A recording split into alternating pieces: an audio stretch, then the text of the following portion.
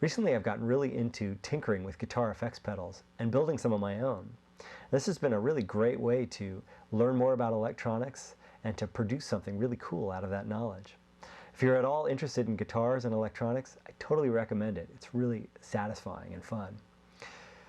Now, I should say right up front that I am by no means an electronics expert, far from it.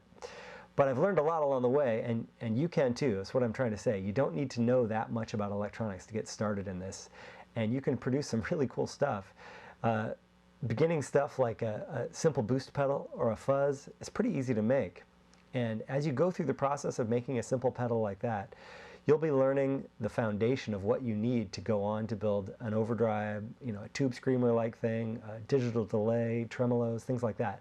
What you end up with building can be, if you just look at the parts cost, is much less expensive than buying pedals.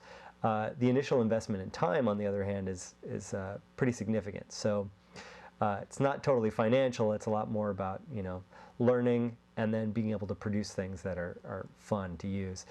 It started for me with just wanting to add a light, an on-off light, to my Proco distortion pedal here. I never knew when the thing was on or not. This was a pretty simple modification to do, and it led to me wanting to improve the sound of the distortion in the Rat a little bit. So, of course, many people before me have gone down this path, and so I was able to do a little research on the internet and find some suggested tweaks, do them, and you know what? Sounds great. So from there, I got motivated to design my own overdrive pedal, really inspired by the Full Tone OCD, which is kind of a boutique-y, great-sounding overdrive. Found some schematics online for it, mocked it up on this electronics learning lab, which has been a great tool over the years for experimenting with circuits. With this, I was able to experiment with cap values and placement, adding a switch to change voicing, things like that. From there, laid it out on this stuff is called Vera board or strip board, which is just a blank with horizontal strips of conductive material on which you can lay out your own circuits. And then, laid it out in this enclosure. It's not totally done yet, but it's working, and I'm playing with it in my band. Sounds great. So the second one, I decided to just grab a pre-made printed circuit board online.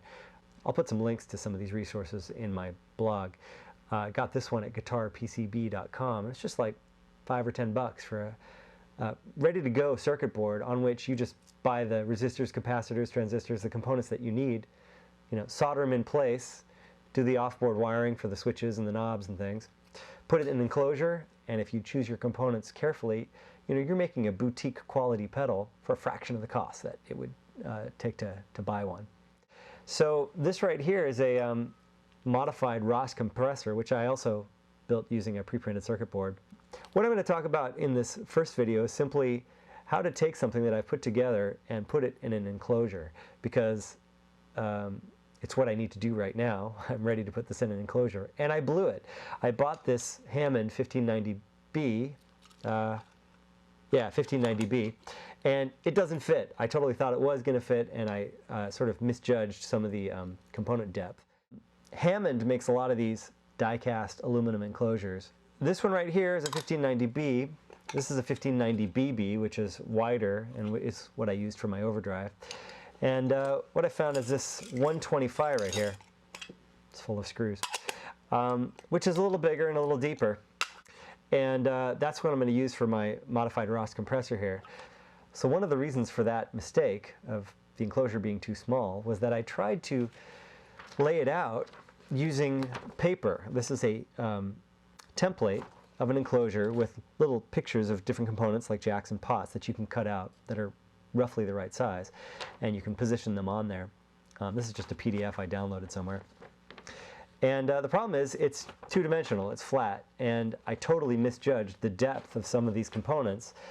Once the electrolytic caps were mounted on the printed circuit board and the pots need to sit above the printed circuit board, the overall depth ended up being too tight to fit in this little enclosure.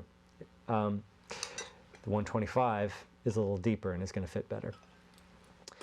So what I should have used is Google SketchUp. Now, Google SketchUp is a great free CAD program that I've used a lot for woodworking.